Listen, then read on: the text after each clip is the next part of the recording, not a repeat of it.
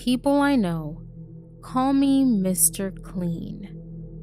No, not because I'm bald, which I'm not, but because I have a knack for cleaning up the worst things imaginable.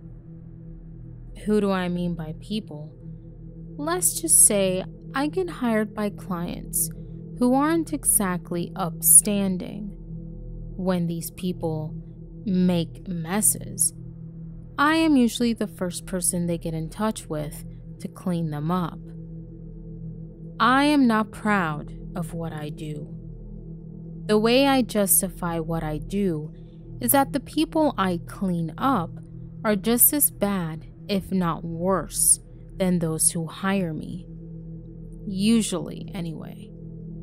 Now, normally I wouldn't be posting about what I do, especially on a site like this.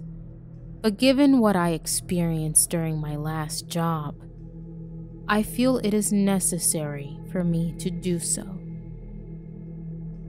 This job was located at an older but otherwise nice-looking house. When I knocked on the door, a pudgy dude opened the door for me. This guy looked like death.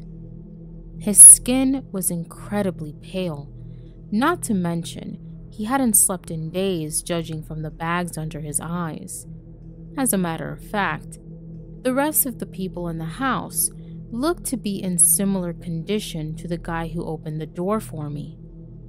Including him and me, there were a total of 7 people in the home, 8 if you counted the mess. The other people included 2 other guys and 3 girls. One of the guys was around my age, the other was in his 60s from what I guessed, and so was one of the women. The 2 girls were the last ones I noticed. One was in her teens, and the other couldn't have been more than 8, 10 at the most. The air was thick with sorrow. Nobody said a word. The only sound I heard was that of the refrigerator. Glancing at the older woman showed me that she was trembling. The older man, who I figured by then was probably her husband, tried to comfort her. Even though he slowed it down some, her trembling was still pretty noticeable. Once I had scanned the room, I asked the pudgy guy where the mess was. He led me upstairs to a room all the way at the end of the hall. As he got closer to the door, the stench of rotting flesh hit me. I wrinkled my nose some. Not a normal reaction, I know, but I have been doing this for a long time. I once had to scrape bits of a guy's brain off a wall, so this didn't really faze me. That is until I saw it. When the pudgy man opened the door, I was greeted with the most gruesome sight I had ever seen. It made everything else I had ever cleaned up seem like spilled milk by comparison.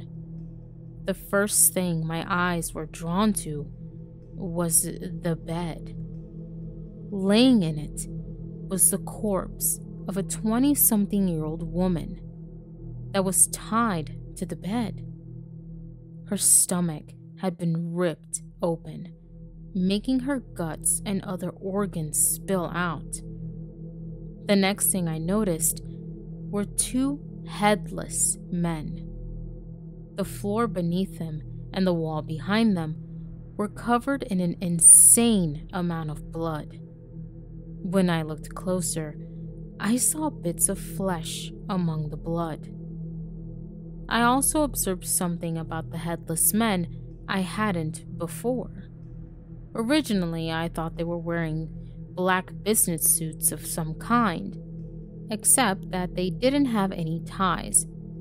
However, upon closer inspection, I saw that they were priest outfits, Catholic as far as I could tell. Usually, I don't ask for details on how a mess got made.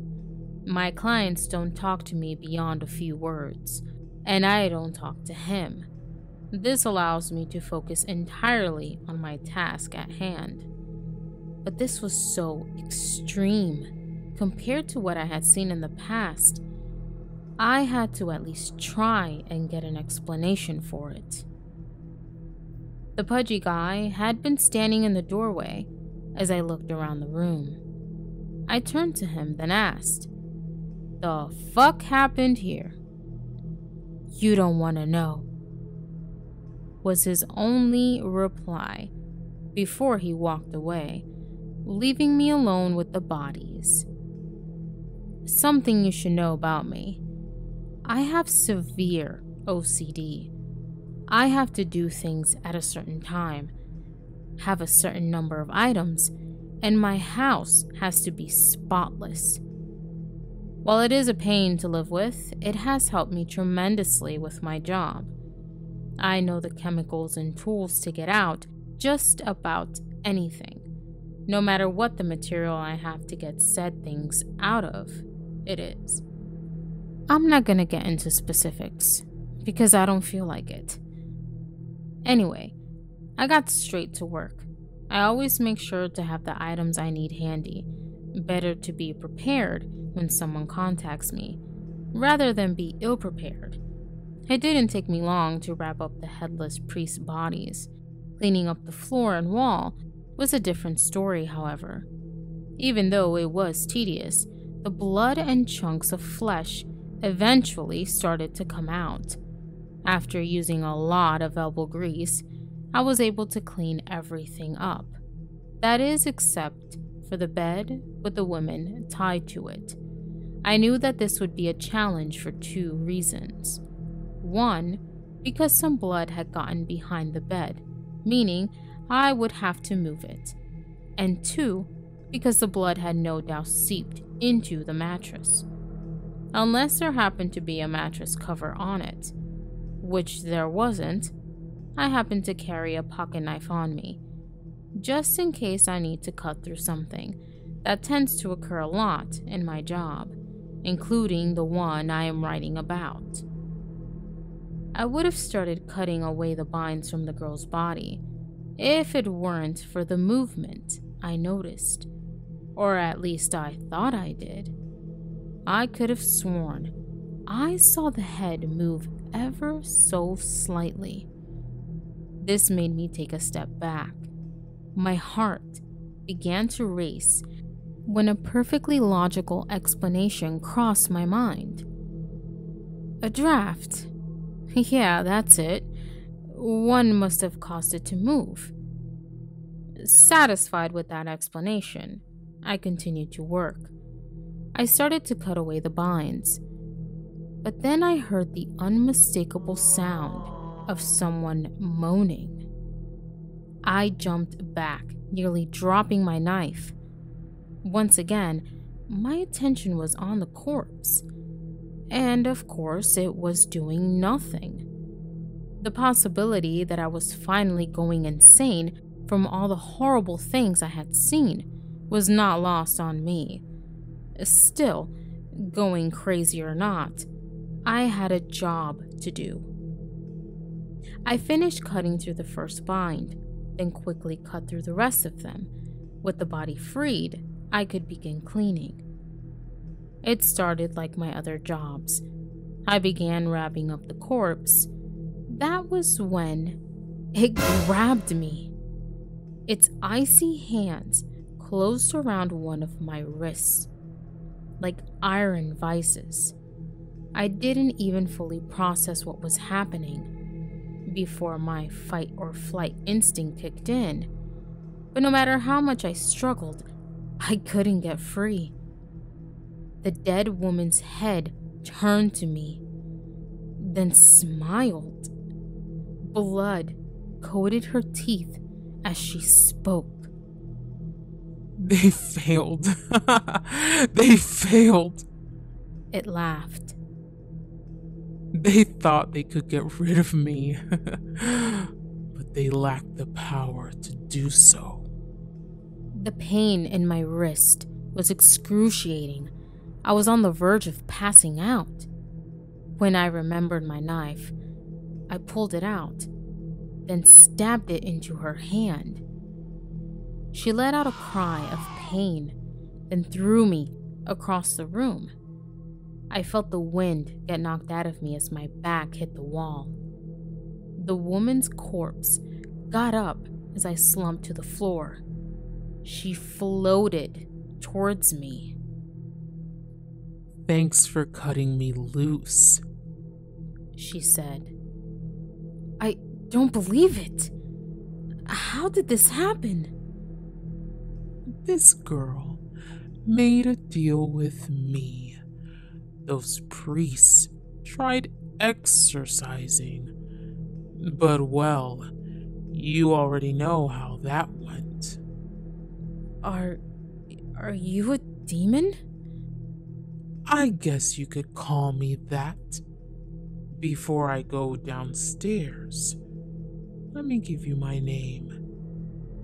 It's Lath Salusa." What?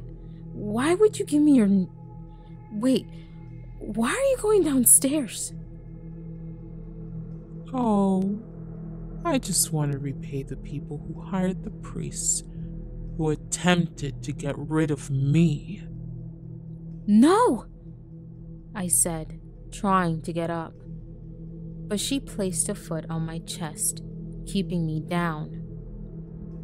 This lady was 5.5 feet at the most, but that thing in her gave her incredible strength.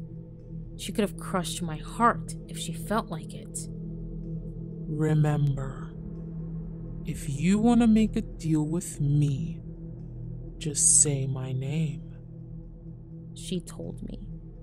Then she exited the room. My head was pounding, but I still managed to get to my feet. Feeling the back of my head revealed a small lump. I guess I was lucky enough to not have any bleeding on the back of my head. Or a concussion, for that matter. Wish I could say the same thing for the people downstairs. I heard the sound of screams and pounding on the front door. I ran downstairs to see what was going on. The older couple lay dead on the floor. Their necks had been snapped, based on the position they were in. The others tried desperately to pull the front door open, but it was no use. She started slaughtering all of them, except for the little girl. She managed to slip away, while her other family members were being torn into. The demon let out a roar, and she started after her. I leaped down the stairs. The sound of my feet landing on the floor drew the demon's attention. When it turned to face me, I planted my knife into its eye.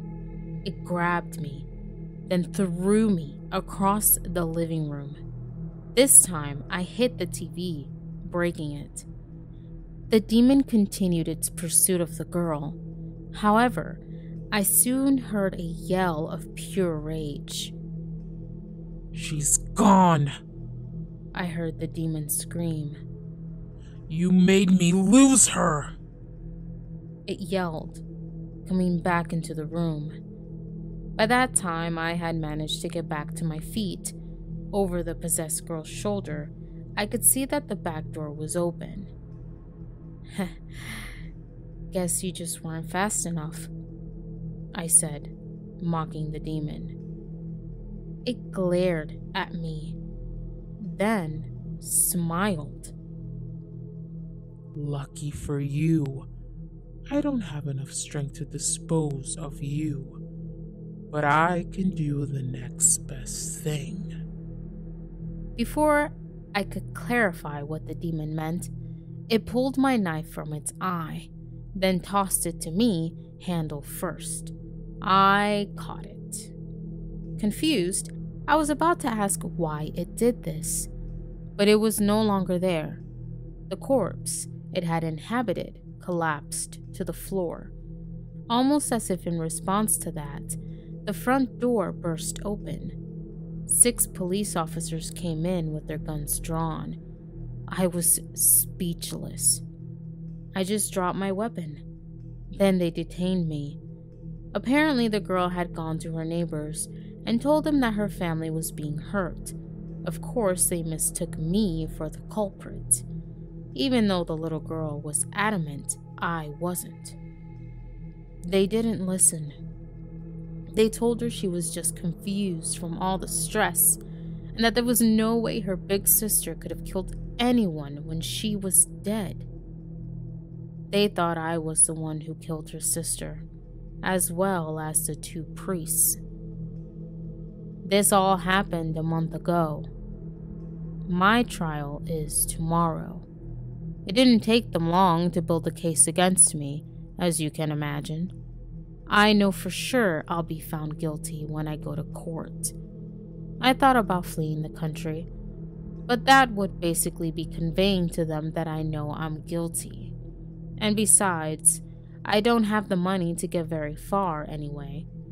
The best case scenario for me is pleading insanity and hoping I get to spend the rest of my life in a mental hospital.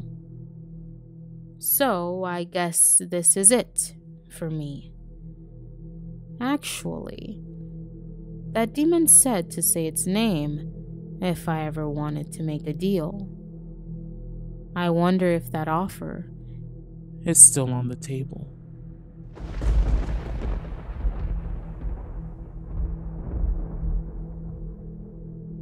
Hello, listeners. Thank you for listening to tonight's original No Sleep horror story, written by Rose Black2222. I'd like to thank Rose Black for allowing me to narrate this story. If you would like to check out this writer's work and show some support, a link will be included in the description below. If you enjoyed my narration and would like to send me a story to be featured in a future episode, please send it over to my email or click on any of the social media links listed in the description. Do not forget to subscribe and click on all notifications to keep up with future content. Thanks again for listening, and as always, I am your host, Marie Lives the Horror.